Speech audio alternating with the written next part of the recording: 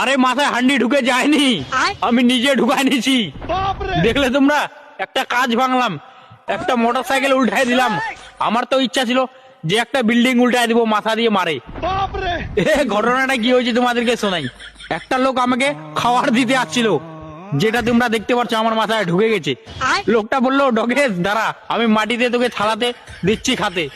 আমার তো সহ্য হয়নি, আমার খুব খিদে লাগছিল, আমি একদম মাথা ঢুকাই দিছি, যেটা তোমরা আমার মাথায় দেখতে পাচ্ছ। খাই তো নিচ্ছি, খাওয়ার পরে আর আমার মাথা বার হচ্ছিল না।